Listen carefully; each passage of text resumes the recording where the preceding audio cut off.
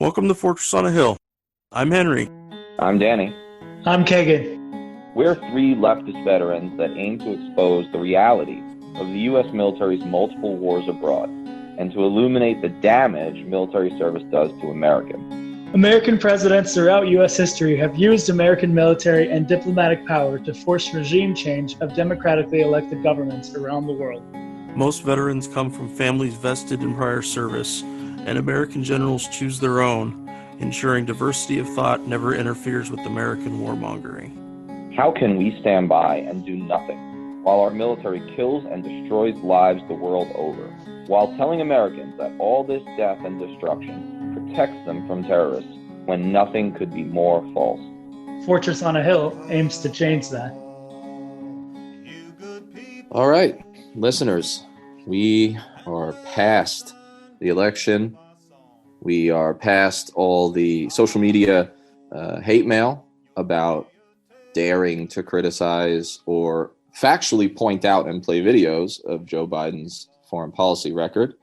Henry and I have burned the secret MAGA hats that so many of you thought we had in our closets. So you can't prove it anymore, just like the CIA can't be proved to have done waterboarding. Okay, we learned from the best and we're putting it into practice.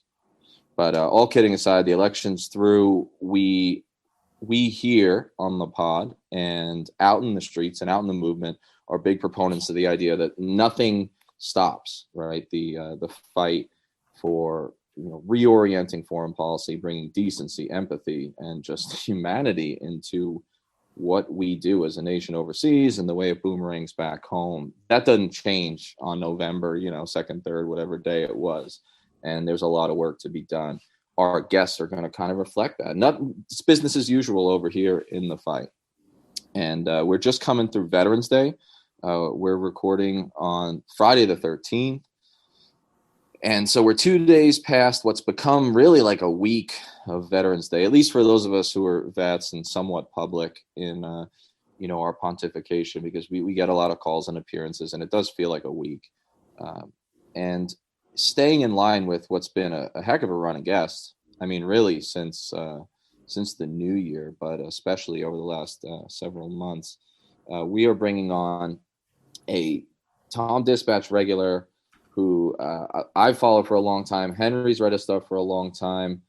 It's a weird world where you make your living digitally, or you have your fun online digitally, and so you feel like you know all of these different kinds of folks, and you don't know any of them in person. In fact, William Astore, he was on a Zoom call with me for, full disclosure, the Eisenhower Media Network. We've mentioned he's one of our senior fellows. We had a meet and greet, just last week, and it was like kind of the first time you hear somebody's voice, really, or you see their face, and hopefully we'll do more of that in person. But he's been writing with TomDispatch, which means, of course, that he's been writing, for The Nation and Salon and all the regular reposts for quite some time.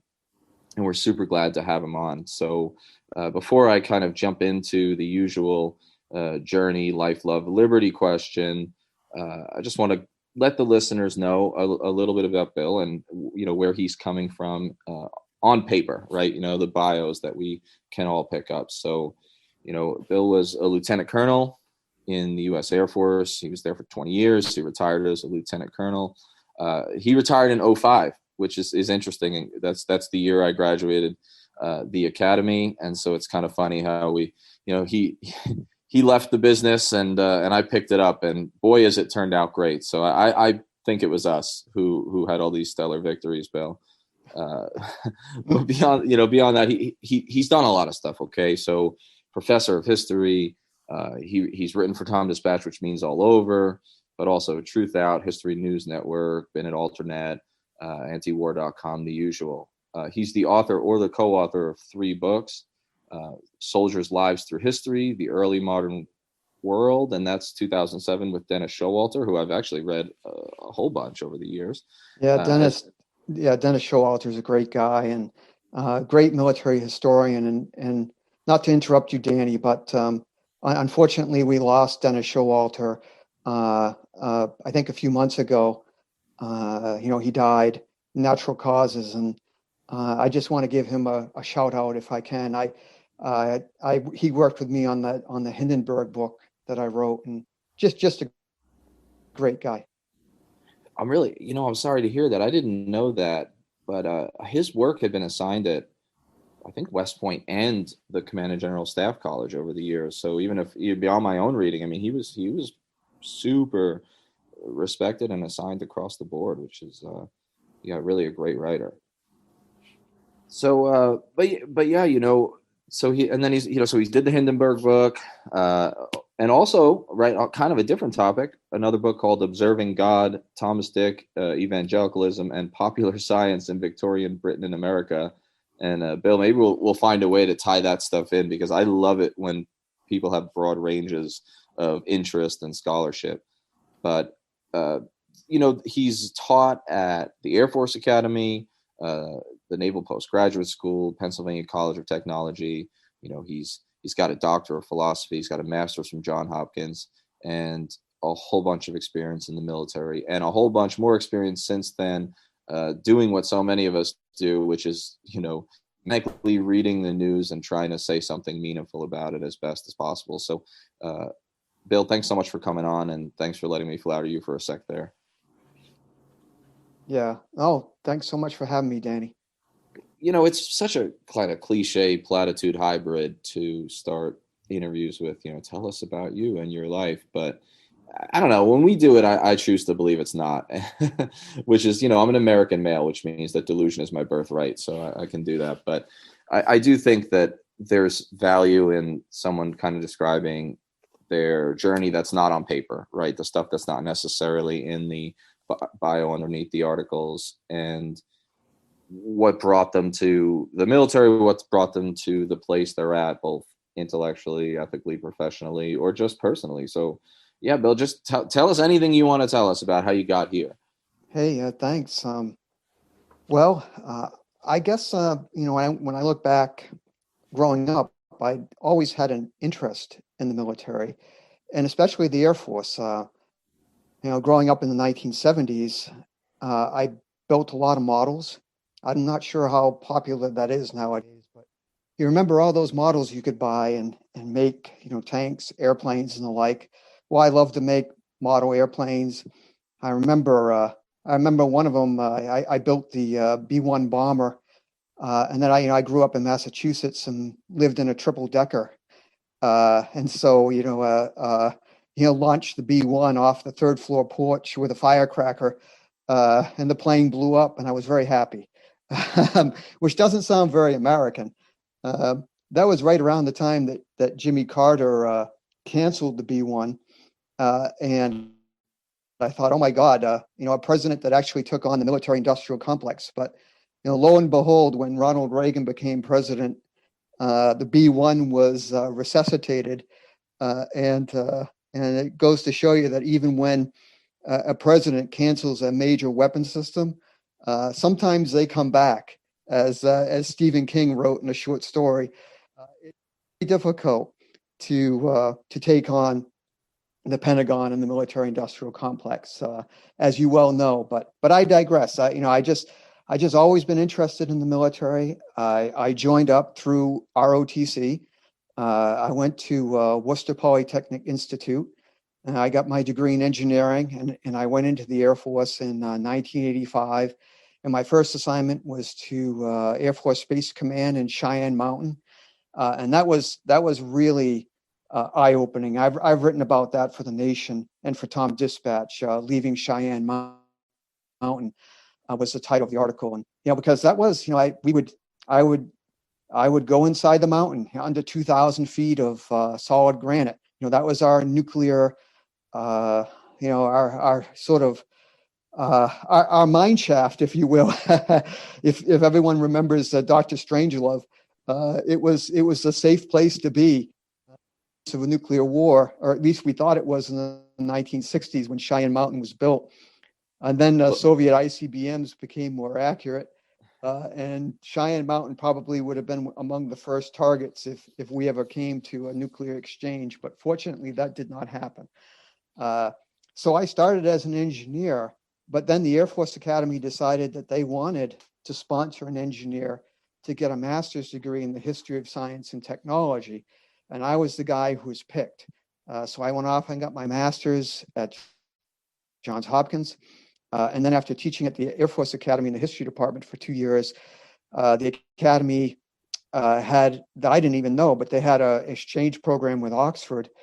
And I competed for that and was picked. And so they sent me to Oxford to get my my doctorate. And I taught some more at the Air Force Academy, had some other assignments. And my last assignment before I retired was the Associate Provost and Dean of Students at the Defense Language Institute, Foreign Language Center, and at the Presidio of Monterey. And that, in a way, was an eye-opening assignment because we were, this is right after 9/11, and we were standing up a lot of, we stood up, or created, as civilians would say, but how we in the military, we talk about standing up, we stood up a new school for Arabic language training. We had a OEF, Operation Enduring Freedom task force. We're creating all these new training programs in languages like Pashto and Dari. And all of this was for the GWAT, the Global War on Terror. So that was a very interesting assignment at the end of my career, being involved in trying to help out the troops who are being sent, because as you know, Danny, better than I do, seeing combat, we're at a big disadvantage, just like they were in Vietnam. We send them to Afghanistan and Iraq, wherever. They can't speak the language. And so you can't speak the language. All you do is end up shouting at people in English, or you end up pointing guns at them and otherwise assaulting them verbally and sometimes physically. And being able to speak the language in a so-called, coin or counterinsurgency is absolutely essential. And yet we were always at the Presidio of Monterey. We were always at the very end of the Army's food chain and could, barely get funding. I remember one time we, I think it was General Abizaid who visited, and that was a big deal because that was like, hey, the Presidio of Monterey is actually on the Army's radar as an important place. But anyway, I'm going on and on, but that's where I'm coming from. Bill, did you say that you got to start your career in Colorado Springs and end it in Monterey? That's right. I mean, I don't know what you're complaining about on TomDispatch all the time. I mean, that's no. I mean, it's interesting how you bookended the career. My first duty station, after the basic course, was also Fort Carson, so I know. Oh, right. Cheyenne Mountain, and all that was kind of like the front view out of my house. There's a Pikes Peak and all that. It was a super interesting and fascinating town. I always tell people it's more of an Air Force town, despite the big Army base, just because there's 4 different Air Force sort of installations in the area. Yeah, not to bore people, but you have Peterson Air Force Base, you have Schriever, which is probably under the Space Force now. I'm not sure about that. Of course, you have the Air Force Academy, and of course Cheyenne Mountain, which I think was mothballed, but maybe reactivated again.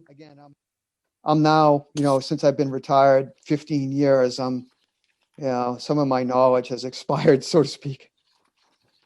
No, I mean, I think I heard that as well, and it's funny how fast you can find yourself sort of falling out of the up-to-date knowledge. Some of my buddies who are still in will correct my acronyms and such in an article to say, "Oh, we don't call it that anymore," and then I always say, "But it's the same thing, right?" Right. I wanted to ask you about Abizaid real quick.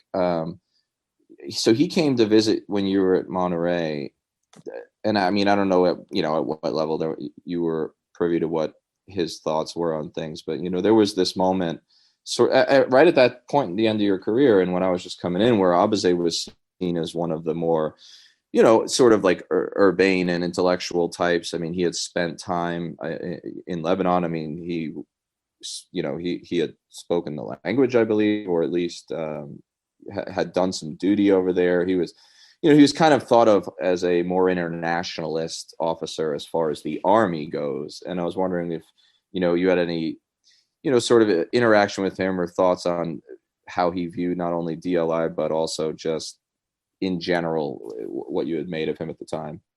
Yeah, well, by coming to DLI, he was definitely making a statement about the importance of foreign language training. But unfortunately, his visit was kind of hush hush. And when he came, I think he was hosted by the commandant and the army. And I believe it or not, I only heard about the visit after he had already gone.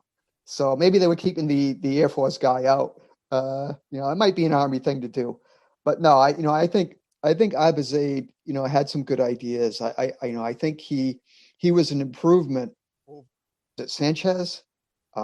Ricardo Sanchez, was he the Right, one? right. Yeah. He was definitely an improvement, over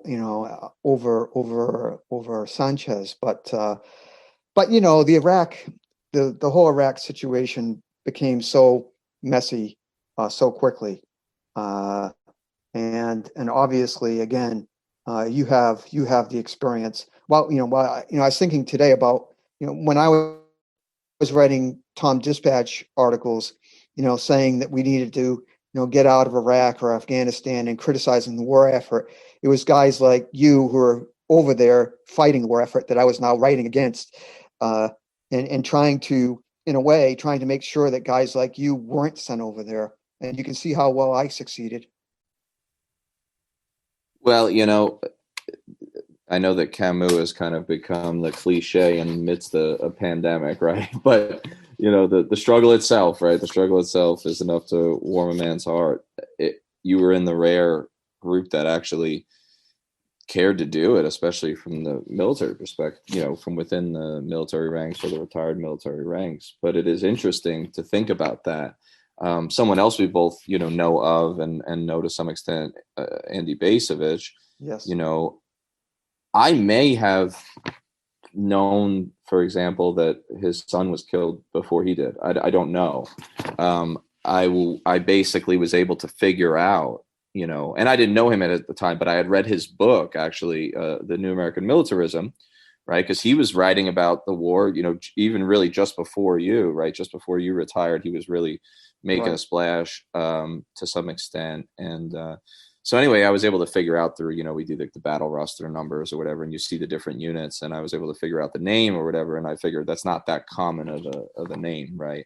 And figured, oh man, that's probably, his son or his nephew. I didn't really know much about Basovich's personal life at that time, but it is interesting to think about where we all were, kind of where are they now and where were they then, about that period. And it's interesting talking about Abizaid because some of those generals, I think, and how they viewed things and what they thought, what they said, have been lost. Like a lot of that history, it feels like ancient history. For example, the Iraq surge or even the Afghan surge feel like ancient history, but they really weren't that long ago.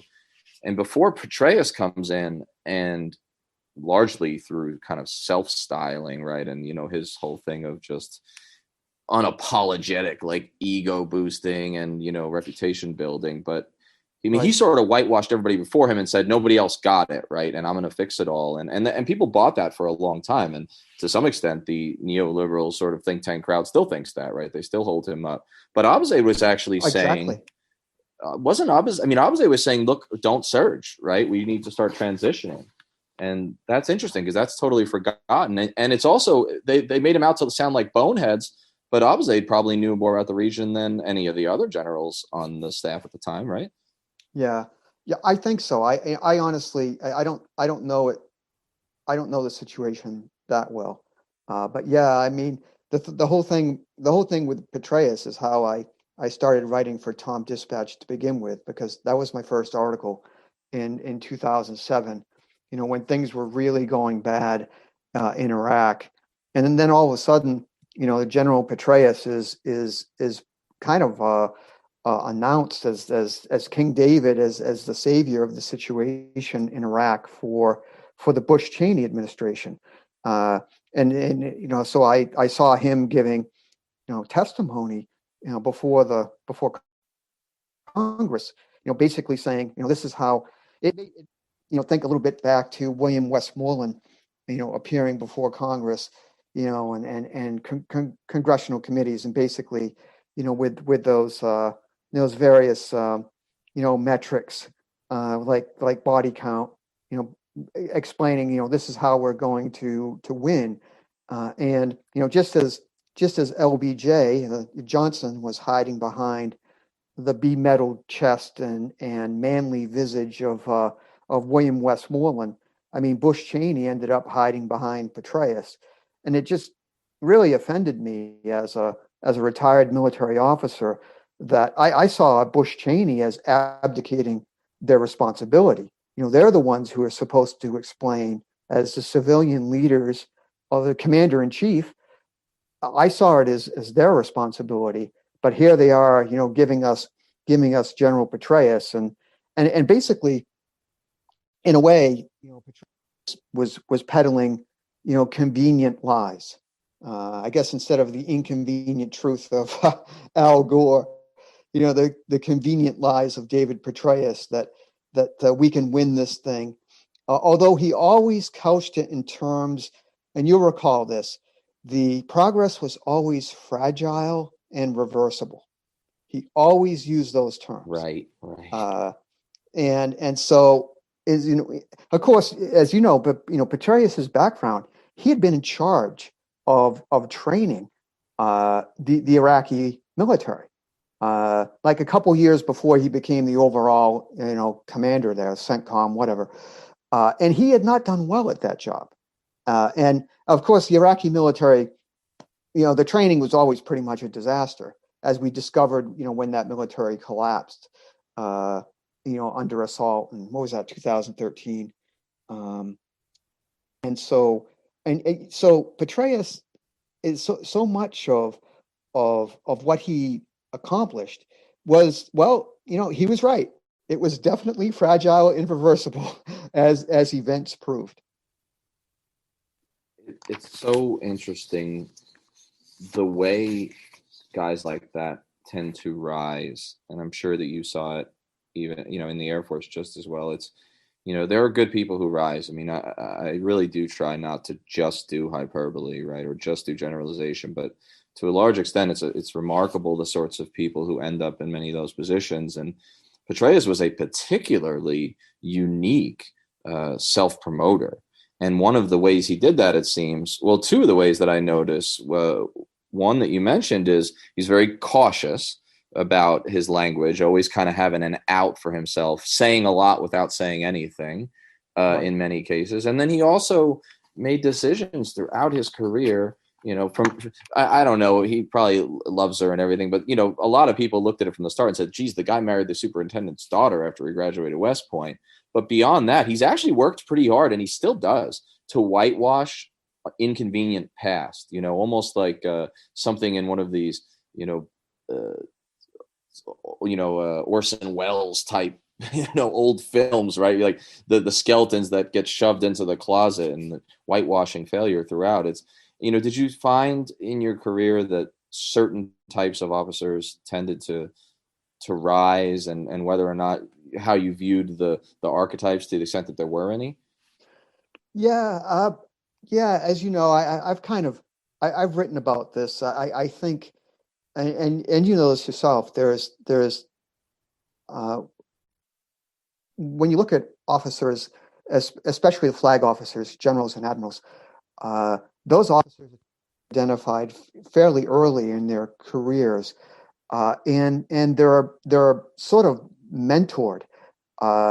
They're given certain choice assignments. They're carefully watched and in a way groomed for stars. And I didn't even, I retired as lieutenant colonel. I didn't have a lot of exposure to general officers. I met some good ones, and there are others though who obviously won promotion because they were. I like to say they're true believers. They believe in their particular service branch. They put loyalty to their bosses and to the service above. I would say they put it above loyalty to the Constitution, or they really don't see the difference between the two. And I think that's very dangerous. Obviously, their interests become narrow and parochial, and they lose sight of the real purpose of being in the military, which is, again, as you know, we're always, every time we're promoted, we swear the oath of office again. And we know that's all about supporting and defending the Constitution against all enemies, foreign and domestic. It's about the Constitution. It's about our freedoms and liberties, and protecting our democracy. That's why we serve. You know, I think it's interesting what you raised there, because when you say things like that I agree with, and that I say constantly, you know, about the rise, I find that at least I tend to get two pushbacks, and one of them is, what do you know, you couldn't make it, right, kind of thing, like, yo, you didn't make it past major, you didn't make it past lieutenant colonel, so you're sour okay. grapes, you know, and then yeah, go ahead. No, yeah, that's true. I would not have made general. I would not have made flag rank myself. I may have been able to reach the rank of full colonel, possibly.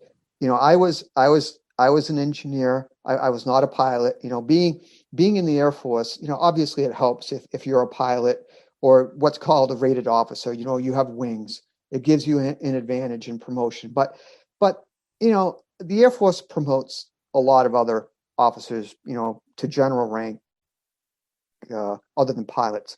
But I was happy, to be honest. I was happy serving for 20 years. I reached the rank that I wanted to reach. You know, I made all my normal promotions, hit all my gates, you know, whatever. And after 20 years, I'd had enough, to be honest. And my wife and I, you know, we were tired of moving every 2 or 3 years. And even though, as you said, most of my assignments weren't that bad. You know, I wasn't in Fallujah or Kandahar. You know, I was in Monterey and in Colorado Springs. But even so, you get tired of moving. And so, you know, yeah. No, it's just like you. I would love to see a Brigadier General Danny.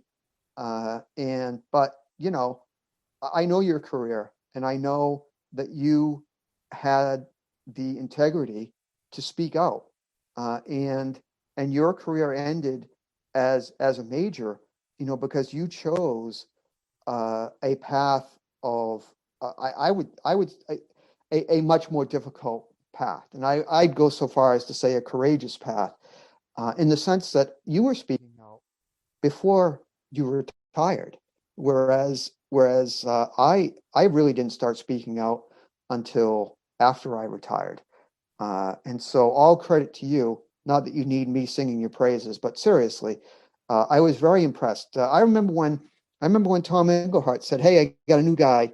You know, he's going to be writing for TomDispatch. He's still a serving Army major." And I think the first thing I said to Tom was, I said, I hope he's careful, because, you know, I'm retired. So it's a little safer for me to speak out. It's not as easy when you're still in the military to speak out. So I'm sure you've talked a lot about it, but it must have been difficult for you. You must have felt like people were ostracizing you, or stepping away from you, or keeping their distance. You know what I mean? Well, yeah, no, I mean, obviously, I appreciate that, and it's a funny thing about it. I think people like us who at least try to live our values, and I think "try" is the key word for all of us, right? I'm littered with hypocrisy. Is that we have a tendency, we always feel like we're not doing enough. You know, it's, sometimes I'll be talking to, you know, some of like the serious whistleblowers, even in the EMN crowd, right? You know, among our senior fellows, and I'm like, geez, I did nothing, you know, when I was on active duty compared to these people. And of course, I was teasing about the assignments and everything. And when I was bringing up with you, you know, that often people will say, like, you couldn't make it. Obviously, that's not my view of you, or even myself to a certain extent, although I had my own limitations that were mostly mental health oriented, frankly, but that probably would have held me back anyway. but it's interesting how that's one angle that they go to, and then the second angle that they go to, and then I'll just circle back to what you were just saying. But the other angle they often go to is, oh, like you're overgeneralizing. You know, these people can't all just care about their careers. And one of the things that I often try to plug in there is I say, no, it's very important to understand that I think a lot of them make this deal with themselves in their head where they say, look, I might have to make some compromises, but it's worth it because it's better that, you know, I'm in charge because I'm principled and I mean well. And so I've got to do what I've got to do to get to the top so I can make changes within the inside. Right. And I believe that for a long time, even at my lower and mid-level. And I let people convince me of it. And, you know, I had bosses who I did respect who would say, no, you've got to stay, right? You've got to stay. Right. Last point on that, though, I'm obviously I'm the interviewer, not their interviewee, but this is Sports on a Hill where we just say whatever the heck we want. It's funny, when I started writing for Tom, I had zero fucks left to give, frankly. And so in many ways, I was like the serial killer that wants to get caught, maybe. I don't know. But actually what was interesting about it was how long before anyone really noticed. You know, and I think it's partly because alternative media, even fairly prominent alternative media like TomDispatch, you can actually stay under the radar for a while. I had already written and published the book on active duty before I ever emailed Tom, and nobody really noticed, but they did have a book signing at the West Point bookstore in my building where I was teaching, and nobody got mad. You know, there's one colonel who yelled at me, but it was like nothing.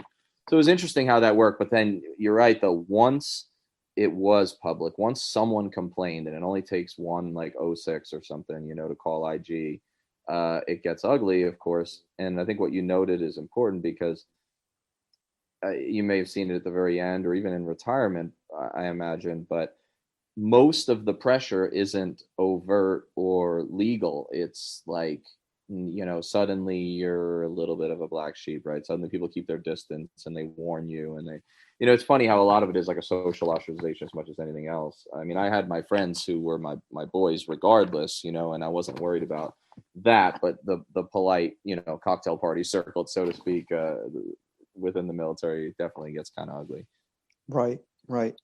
Yeah, I mean, maybe in a way it was, I suppose it was easier for me in the sense that, you know, after leaving the military, and instead of, you know, say going to the Washington Beltway and getting some kind of consultant job or going to work for Lockheed Martin or General Dynamics or whatever, you know, I got an academic job. I taught history at the Pennsylvania College of Technology. It's kind of in a rural area in Williamsport, Pennsylvania, which is probably best known as the host of the Little League World Series. Yes. Yeah. So, you know, I was kind of in obscurity, and you know, there were no military bases around me. You know, my new friends were acquaintances, were academics for the most part, and so, you know, there wasn't the sense that, oh my God, if I start writing critical stuff, you know, what's my employer going to say? You know, what's my think tank going to say? What's my military contractor going to say? So I didn't have that kind of fear, but I do remember, you know, even before my first article for TomDispatch, I actually emailed my dean and said, hey, I have an article coming out. You know, it's a little bit critical of the military. You just in case, you know, I didn't want to, you know, it's like, remember the chain of command. You never want to blindside your boss. So, and in my case, my dean had actually been in the CIA, and had some Army experience as well. So, you know, he wasn't fazed at all by this. But yeah, I don't see, like, if you take one of these jobs that, you know, in the Beltway as part of the military industrial complex, you know, it almost goes without saying that you really can't speak out like we do, or you'll quickly find that your contract is not renewed. Yeah, I mean, it is interesting, and I think I would take not only being able to look myself in the mirror, but also not to have to worry about who I ask before I do what I do, especially since I can hardly hold my tongue. I think that would be difficult. But, you know, pivoting, you know, a bit, we just came through Veterans Day, and it sounds like a totally off base transition, but I wonder sometimes if it really is, because, and I'm going to let Henry kind of, handle this portion. He's got some interesting thoughts here, but as we talk about the senior generals and some of the self-promotion and stuff like that, there's a part of me that wonders about, societal, overadulation and how that maybe affects all of us as we move forward. But anyway, Henry, jump in. That was just my little plug that was in my head. Oh, that's all good. The guys and I love doing the podcast. Being able to share our experiences in the military with allies and supporters means the world to us. But we can't do all the work. We need you to share an episode of ours with someone, anyone whom you might think would be affected by it. Young people looking to join the military or parents advocating for one, conscientious citizens who care about the violence the U.S. wages in their name, advocates for women and people of color who understand the harsh environment the military creates for minorities and inflicts on minorities across the globe, and anyone else you think it might affect. Please take a moment and share this with them. Our podcast is supported in a few different ways. First, there's Patreon, where we're blessed to have an array of wonderful supporters, helping the guys and I pay for some of the podcast's expenses. Those who contribute $10 a month or more will be mentioned right here as an honorary producer, helping keep you, our listeners, stocked with new episodes. But you don't have to contribute $10 a month to help us. For as little as $1 a month, you can help keep us going, paying for hosting and storage fees, transcribing old and new episodes, promoting and expanding the podcast, and more I'm sure I can't think of at the moment. So let's bring out our honorary producers, and they are Will Arenz, Fahim Shirazi, James O'Barr, Adam Bellows, Eric Phillips, Paul Appel, Julie Dupree, Thomas Benson, Emma P., Janet Hansen, Tristan Oliver, Daniel Fleming, Michael Karen, Jason, Zach H., Ren Jacob, and the Status Quo podcast. Your contributions are wonderfully helpful to us. Thank you so much. However, if Patreon isn't your style, you can contribute directly to us through PayPal at paypal.me/Fortress on a Hill. Or please check out our awesome store on Spreadshirt.com for some great Fortress merch. The link is in the show notes. And now, let's get back to the podcast.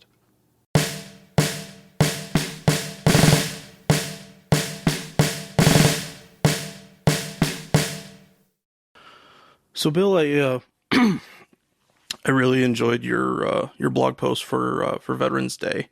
Your detailed family history of military service reminded me a bit of my own family. What I wanted to talk about is that most Americans' impressions of war and how it impacts society, they never really leave the confines of a 4th of July parade or a 10-episode miniseries produced by Tom Hanks. But this confined storytelling has a real cost, one that Veterans Day and even the term veteran demonstrate through their sanitized remembrance. Quote unquote, thank you for your service. For my part, has morphed into tell me about your service. And I think that should be Right. So it's a much better, easier standard for any profession that can easily fall into the hero worship category. But ideas like veteran worship about the premise of the thin blue line show us how hard it can be for veterans or for public servants in general with hero complexes to reach past all that notional support and see a more realistic view of whatever their service happens to be. Now, you've written it at TomDispatch about how the American hero worship machine these days covers soldiers, cops, firemen, doctors, to name a few professions, where we're told to simply worship, not have questions, not study things for ourselves, not take stock of the umbrella of death and damage that comes with it. The moment people remember without really remembering is the moment when unvarnished views are required. I have a quote here from The History Boys by Alan Bennett. Quote, "It's not less we forget, it's less we remember." That's what this is all about. The memorials, the cenotaph, the 2 minutes of silence, because there is no better way of forgetting something than by commemorating it. So, Bill, I was wondering if you would tell the listeners a bit about your own family's military experience and how you feel that led into your own, and also how you choose to remember their service and sacrifice. Right. Yeah, my family's. I don't come from a strongly, like a real strong tradition of military service, but my father and his two brothers were all drafted in World War II. My father served in the army in an armored unit, and one of my uncles served in the Marine Corps. Uh, my uncle Freddie on my mother's side, he was actually at Pearl Harbor on December 7th, 1941, when Pearl Harbor was attacked. He was in the army, and they sent him to Guadalcanal, um, and that was one of the most bitter island campaigns of World War II, where he won the Bronze Star, but as an enlisted man. But I never really got to know my Uncle Freddie because he had got malaria, which is most of the guys got malaria fighting in the Pacific and places like Guadalcanal, and the malaria and probably PTSD from that combat led to a shortened life. So by the time I came along, years after that, and I really don't remember my Uncle Freddie at all. My brother enlisted in the Air Force right after the Vietnam War. I got another brother-in-law who actually was drafted to Vietnam and served as a radio operator, for an artillery unit. So I had that background in my and in my family, which is probably why I decided when I was 17, 18, that and the fact that my father said that he wasn't going to pay for my college education. So I said, "Okay, Dad, I want to go to a fairly pricey private engineering school. I think I'll pursue an Air Force ROTC scholarship." And that's exactly what I did. And that's how I came to be in the Air Force. But that family military tradition pointed me in the direction of serving in the military. And it made sense to me at the time because we were involved in what I saw as the Cold War, right? A potentially cataclysmic struggle between ourselves and the Soviet Union. And it really seemed as if we needed a strong military to keep the Soviets and the Warsaw Pact at bay. And it also seemed in 1985, when I entered the military, that the Soviet Union would be around forever. Certainly our intelligence agencies thought that way. And yet 4 years later, the Berlin Wall is falling. And by 1991, the Soviet Union is collapsing. So, I mean, that's one thing we need to keep in mind is, some of the verities, some of the things we take for granted today, I took for granted in 1985, like virtually everyone else in the military, that we'd always face this Soviet threat, a peer threat, and yet the Soviet Union collapsed 6 years later. And I think there's a lesson to be learned there. And those people who think that Russia today is somehow a threat, like the Soviet Union was in the 1980s, they should all have their heads examined. It's nothing like that at all. I'm really shocked in a way that we're witnessing a sort of new Cold War, where China and/or Russia are being held up again as threats when they really aren't, or at least they're not threats in the way that they were when I entered the military in 1985. With respect to hero worship, I've written on this, and my sense is that, you talk to people in the military, like I talked to Lar about Vietnam. He laughs at that hero stuff. He said, we weren't heroes. I wasn't a hero in Vietnam. He's just doing his job as an enlisted guy in the Army. Same with my dad. Same with everyone I've talked to. I'm sure it's the same with Danny. I haven't asked Danny this, but Danny's in combat. He lost men under his command. I think if somebody came up to Danny and said, hey, thanks, hero. I think Danny, not to put words in Danny's mouth, I think he'd say, hey, look, most veterans will say, number one, I'm not a hero, and number two, the heroes are the ones we leave behind. We do the real heroes a disservice by throwing that word around, so loosely. I am definitely not a hero, because the heroes in our lives are very rare people indeed.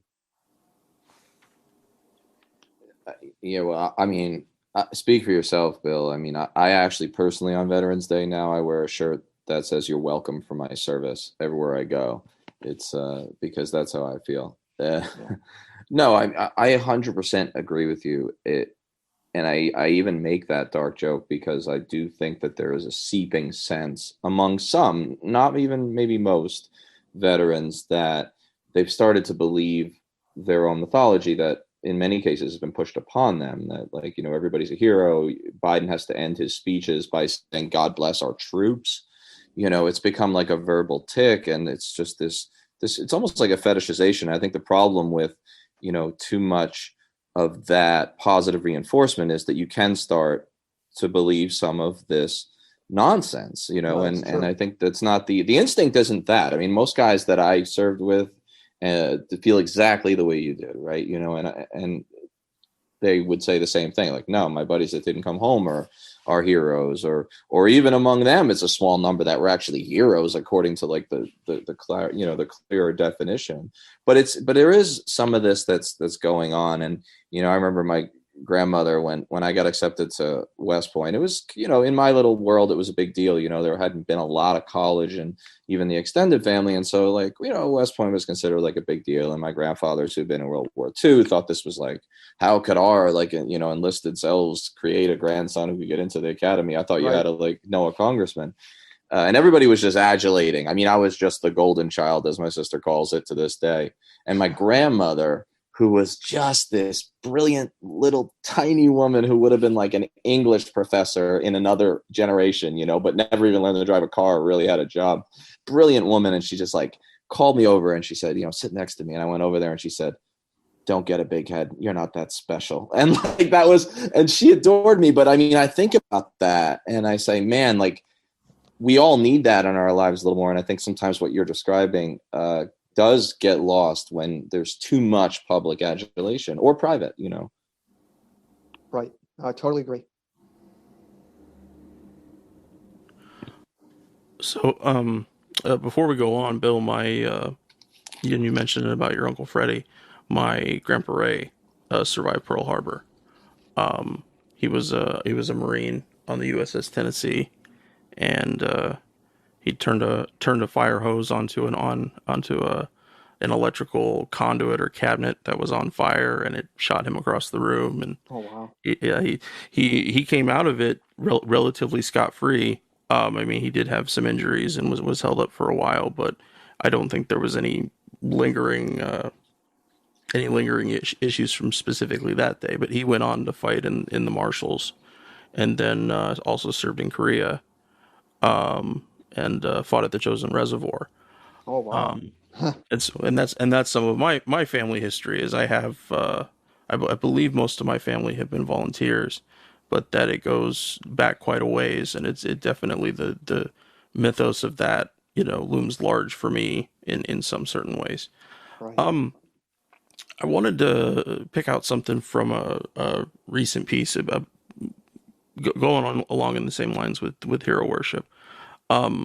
You had mentioned that U.S. military personnel are supposed to defend the Constitution, not wage wars or count lives taken as successes.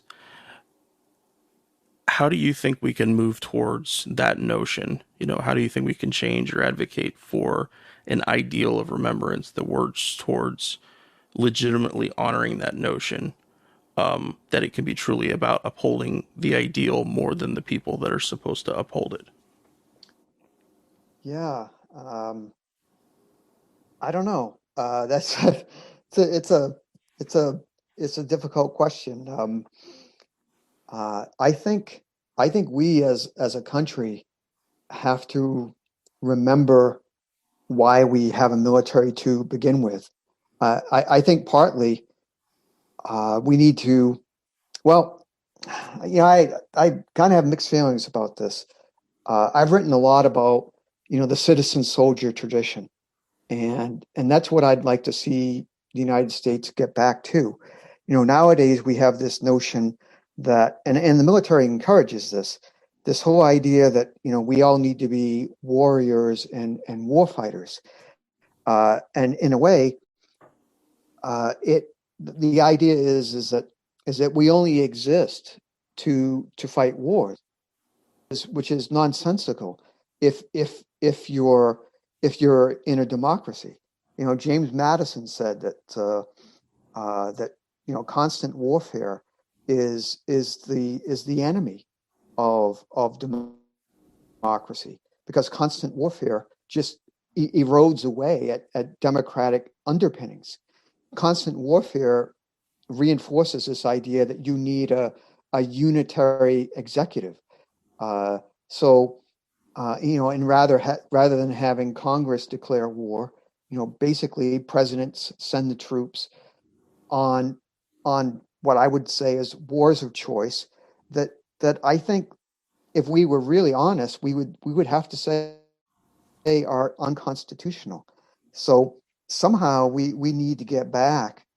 We need to throw away this whole idea of the troops being war fighters and warriors.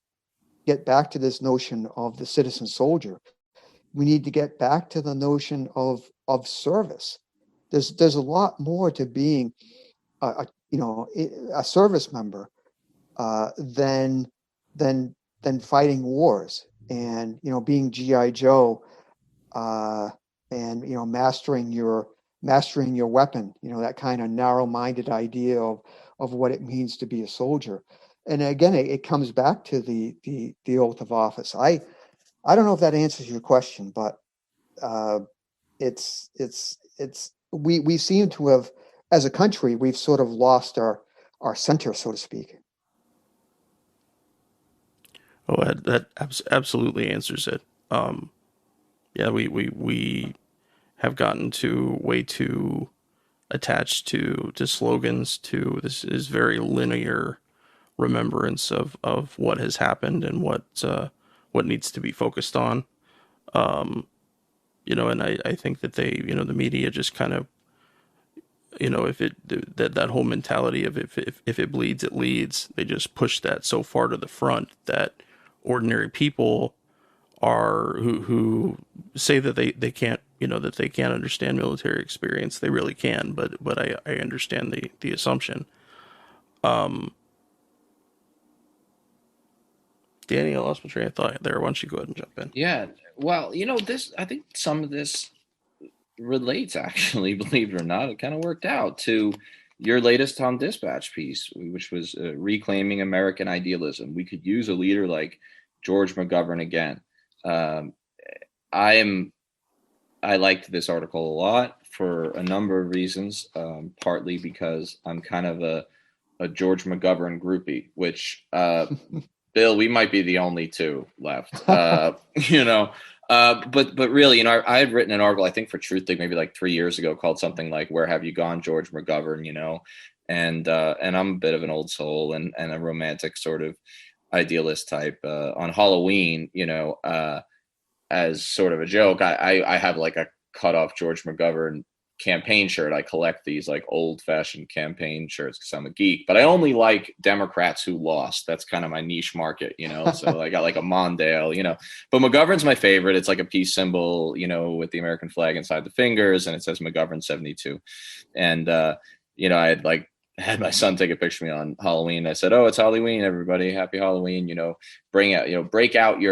Break out your fantasy costumes. Mine is actual anti-war Democrat, And of course, I got some messages saying like, "Oh, this is right before the election. Are you trying to get Trump elected?" And I was like, I got to be able to make jokes, guys, But it wasn't even really a joke. So what I think was interesting, and it connects though, is you say at one point, like in the around the second page, you say that like so many combat veterans of the greatest generation, McGovern never bragged about his wartime exploits. And then you go on to basically describe why we need to broach even the conversation, the radical act, as I've been kind of calling it. And you inspired me to talk about this actually in our EMN Fellows meeting, the radical act of even saying the word peace. So I don't know, maybe you could just give us an idea of your interest in George McGovern, how his military service played in, and what you think we can kind of learn from him, Right. I wish I'd actually been able to talk to George McGovern a little bit more, because I met him in 1990 at the Air Force Academy. We had a military history symposium on the Vietnam War, and he came to the Air Force Academy to participate in that. And I was sent. I was an errand boy, and makes me think of Apocalypse Now. But anyway, I was an errand boy sent to the library to chase down a book for him, and I did meet him briefly, and maybe shook his hand. I'm a little iffy on my memory, but as I said in the article, I may not have known at the time, or I didn't fully grasp that that he had a distinguished war record in World War II, that he had flown 35 missions in a B-24 bomber, that he had won the Distinguished Flying Cross for landing that bomber, which had been heavily damaged, and saving the lives of his crew. And yet he never, to my knowledge, he never made a big to-do about his military service, his bravery, the fact that he was decorated. I mean, can you imagine that nowadays? I mean, you had someone like Mayor Pete Buttigieg, who was, I think, in the Naval Reserve, who served for a few months as a driver to a general in Afghanistan. And all you heard Mayor Pete say was about how he was a military veteran, and how he was. I think I saw on his website that he even described himself as a decorated military veteran. And I'm thinking to myself, oh my God, how can you compare someone like Mayor Pete to a real combat hero like George McGovern? And yet McGovern is remembered today by a lot of people as like, oh, he's that peacenik guy. He's that loser who lost to Nixon. And yet, I think it was precisely because McGovern had seen what war was like, seen war up close, had experienced the horrors and dangers. That was part of why he was so firmly committed to peace. It's easy for someone like Nixon, who played poker, during World War II, and apparently made so much money playing poker that he funneled it into his first political campaign in California. It's easy for someone like Nixon to bomb the Vietnamese in 1972, with B-52s. I don't think that would have been an easy thing for George McGovern to do, because he knew what bombing was about. I don't think he would have done it. And we need to get back to this idea that peace should be our normal. Peace should be normal for democracy, not war. War should not be our normal. And I know I'm preaching to the converted here, but we've now war, since 9/11, people say, since 2001, and that means that if you're a teenager, if you're up to the age of 18, 19, you've never known a United States, you've never known a country when it's been at peace, because allegedly we've always been at war. So what does that teach our young people? It teaches them that war is our normal, and that peace is some fantasy. It's like smoking dope and listening to John Lennon sing Imagine, but peace can't be what we aim for, right? It's like, no, peace should be our normal. And I think McGovern got that. And that's why, people laughed at Dennis Kucinich when he talked about, what was it, 2008, that he's saying, we need a Department of Peace. And it's like, oh my God, a Department of Peace. He's crazy. Right. It's like, why is that crazy? Why aren't we working for peace? And the other part of that is I say, we need to work toward peace because, and I emphasize work, because peace is not easy. Again, people are sort of like, well, peace, that's like, human beings are, we're violent animals and you can't have peace. The world is, competitive and the killing and all that. And it's like, yeah, there is that. Obviously, history shows us that, I've studied military history. I've taught military history. History teaches us that wars happen, but history also shows times of peace. And we should be working a lot harder toward peace than we currently are. It's interesting how you mentioned that it's in some ways the horror that McGovern had seen, right? And just been a part of, like any of us who've been in war, and probably the way that affected his principles. But I would wonder also, in a way, the way it built his confidence in himself, where, here is a candidate who was confident enough that when a geek like me 50 years later, almost goes back and starts collecting his, buttons and shirts from the time, I mean, they had like peace symbols on them. And there was a famous one that said like George McGovern for peace. And he's like letting go of a dove. And it's funny because, Democrats, especially today, wouldn't really try that, in the mainstream establishment. They're so scared of the word dove. I've always said the Democrat dilemma is this idea that they feel they have to tack right in order to like burnish their tough guy. Yep.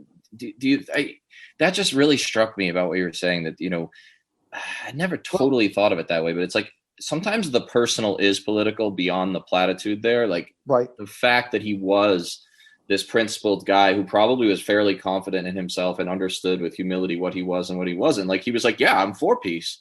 Whereas if he went to the McKinsey group and got laundered through like whatever robot machine created Mayor Pete as like a newly laundered, born again, like war hero, he didn't go through that, right? He went through flak, right? At whatever 1,000 feet. Right. Well, super fascinating. Yeah. Go ahead. Well, Danny, it makes me think of Dwight D. Eisenhower. I mean, only Eisenhower could get up and make the speech that he made in 1961 about the military-industrial complex. I mean, Eisenhower today would be dismissed by the Democrats as a leftist. I know that sounds absurd, but what did any Democrat, other than possibly Tulsi Gabbard, did any Democrat have the balls of somebody like Dwight Eisenhower to warn us about the dangers of the military-industrial complex? And then, of course, there's that famous speech before then, I think it was 1953, where Eisenhower, the Cross of Iron speech, where he talks about every bomber is, 10 high schools and every ship is 5 factories, whatever examples he used. He's there, this is no way of life. This constant building of weapons. This is, if we keep up this militarism, it'll be humanity hanging on a cross of iron. It's like, again, this is a Republican saying this. No Democrat nowadays says anything like that I'm aware of, which is why the only one who came close was Tulsi Gabbard, who he ran as a somewhat anti-war. She was definitely against regime change wars, as she put it. And for doing that, of course, she was smeared as a Russian asset by NBC and by Hillary Clinton, who basically said, yeah, the Russians have their name on a candidate, but But I won't say that candidate's name, Tulsi Gabbard. And that's interesting. I mean, that's the cost now. It's she was basically essentially, because she's still in the military, right? I mean, Yes. she's still so that, I mean, she was accused of treason essentially. Yes. I mean, that is if there are libel laws, if they're supposed to even exist, right? If to the extent that you think they're valuable, like, wow, I mean, it's unbelievable. But I've told people who've really screamed about this that, yes, we should scream about it. But as I used to teach in my civil rights class, I'd say, it has always been thus. When you speak out of turn to the sort of powerful war state and, and also just kind of like hyper powerful domestically forces, then they will always historically and conceptually and almost necessarily identify you as somehow less than American, right? You somehow have attachments elsewhere. Yeah, why wouldn't they? Because I can't even conceive of it, Danny. Who can? But who can conceive of a so-called defense budget, war budget that each year is somewhere around $1 trillion. When you add it all up, when you add up the cost of the wars, the Defense Department, Pentagon budget, the Homeland Security, nuclear weapons as part of the Energy Department, and the VA and everything else. I mean, it's such a vast sum of money, and everyone wants a piece of that. A good friend of mine, he does work in the Beltway area, and he was telling me, he said, I've been to Crystal City, I've been to some of these defense contractors like Lockheed Martin. He said, when you walk into their headquarters buildings in Crystal City and the Beltway, he said, it's like walking into a 5-star hotel. I mean, these places are posh. You can just feel the money.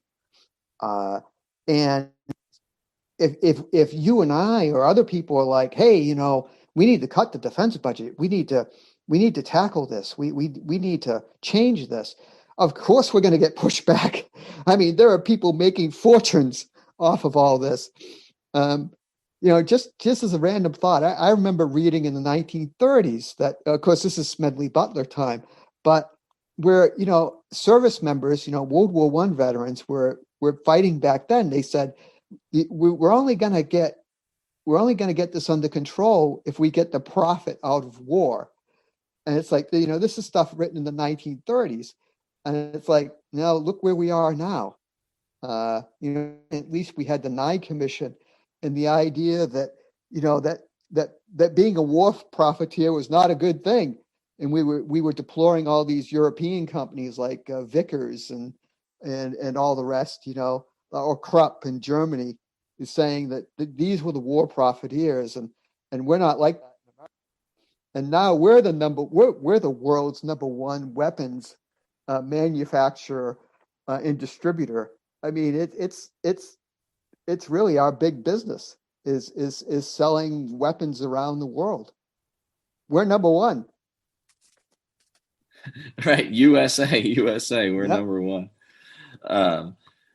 Well, yeah, God, man, we're definitely gonna have you back, Bill. And maybe we probably need to do just an episode that kind of starts with George McGovern, and then we'll just cover all like the lost cause candidates in history. I feel like we can geek out together on that. But I'm gonna be hopping off to hammer some of these very same points that you're just bringing up with Smedley Butler and with some of this, insider training and or trading and corruption on their Rolodex, which is really what they're hiring a lot of these guys for, right? Sure.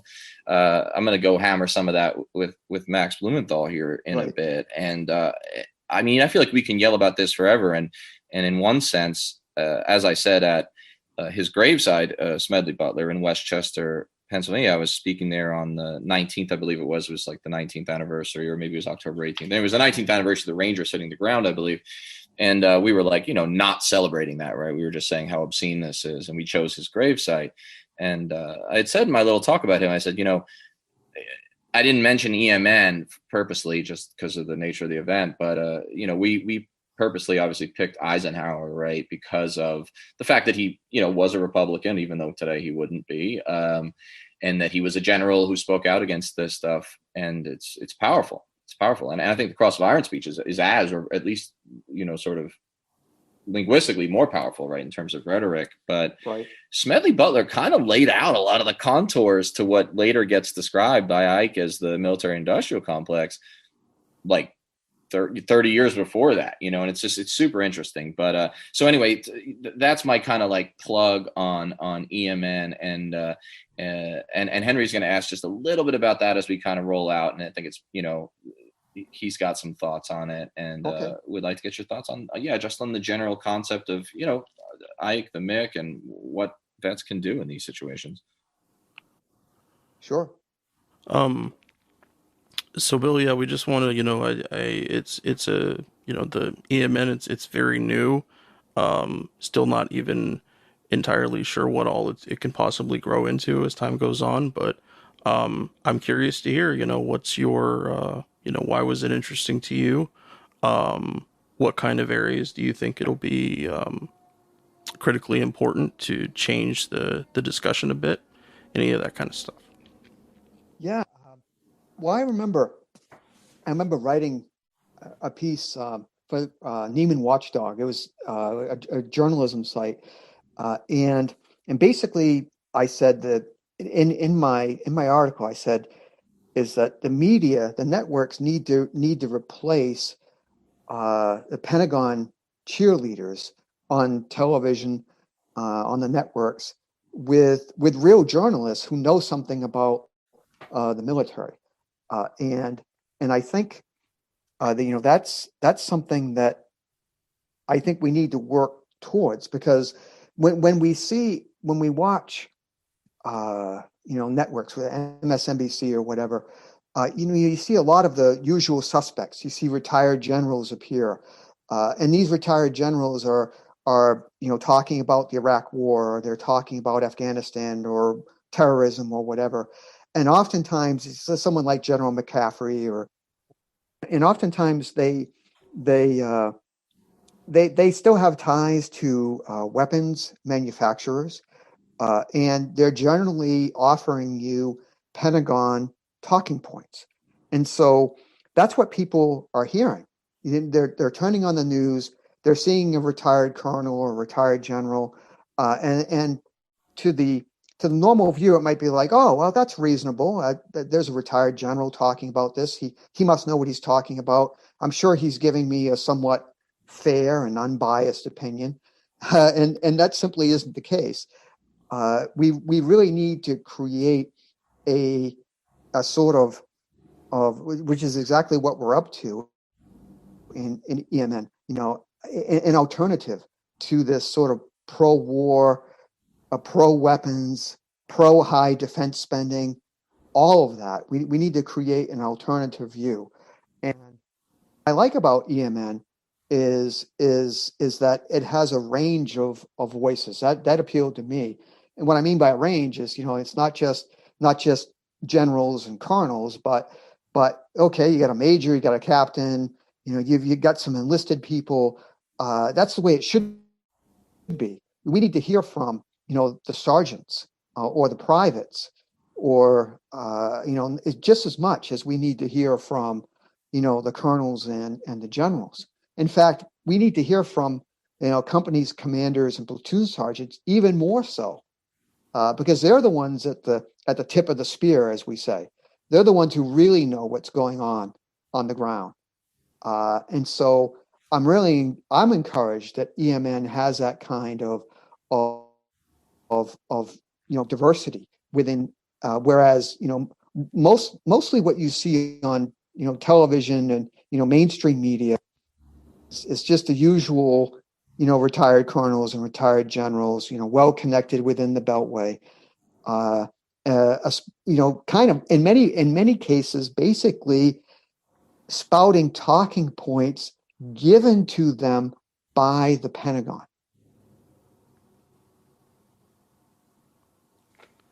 It has, there is no variance between the Pentagon's position and anybody else.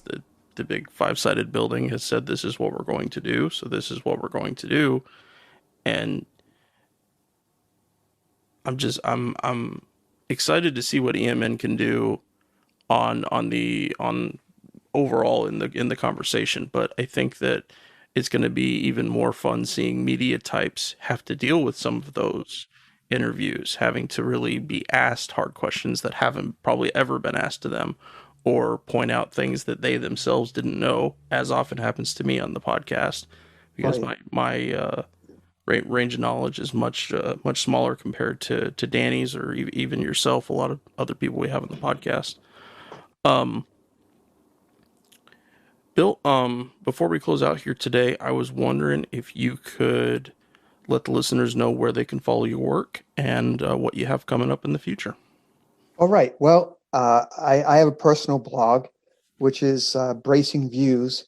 So if they're interested in following my work, they can go to Bracing Views, my site, and I write about a lot of military topics there, but I also occasionally go into other things, because writing about the military all the time, believe it or not, it can get a little tiring. Yeah, it So can be quite but bleak. yeah, and I also write quite a bit for TomDispatch, and TomDispatch, probably some of you already are familiar with that, but that's a great site, carrying a range of views. Uh, in fact, in talking with Tom Engelhart, he was one of the first, if not the first, so-called liberal or leftist sites who actually invited military people to write for him. So people like retired Colonel Andy Basovich, myself and Danny. So all credit to Tom Dispatch for connecting people with dissenting military views. So yes, so that's where Bracing Views is my main site, and hopefully people will come and find some articles that they enjoy reading. Yeah, I've really enjoyed everything I've read there. It's a great resource for people, and also that we don't there aren't too many dissenting voices from the Air Force overall that within kind of the larger anti-war community. So having someone with your experience, having someone who was in the Air Force, but you were an engineer and you weren't a pilot, so your experience is very, very different than people like Danny or myself. So, well, Bill, thank you so much for coming. I hope that we will talk with you again, which I'm sure you will. And I think that'll do it. All right. Well, thanks so much for having me. It was fun, and I will say that talking just in our small circle, the EMN circle, it's just encouraging to know sometimes that there are other veterans out there who also have dissenting views or a lot of questions about and a lot of concerns about the path that we're on. There's strength in numbers. Absolutely, and that's kind of our unofficial motto here at Fortress on a Hill, that we try to let people tell their stories and to understand the nuance that gets you to a position where you say that war cannot be a choice. It can't just be an action that we do without having to defend ourselves or redefine our values in some very, very significant way. Right. Okay. Well, thanks so much. Thanks a lot, Bill. Talk to you soon. We're on Twitter at Fortress on a Hill, and also at Facebook.com at Fortress on a Hill. You can find our main blog page and our full collection of episodes at www.fortressonahill.com. iTunes, Stitcher, Google Podcasts, Patreon, Spotify. You name it, almost anywhere you listen, we're already waiting for you. And hey, we're always in the market for more Patreon supporters. Please consider becoming a patron at patreon.com. And if you're not into giving us a monthly payment, think about giving us a couple bucks on PayPal. The link is in the show notes. Skepticism is one's best armor. Never forget it. We'll see you next time. And listen to my song.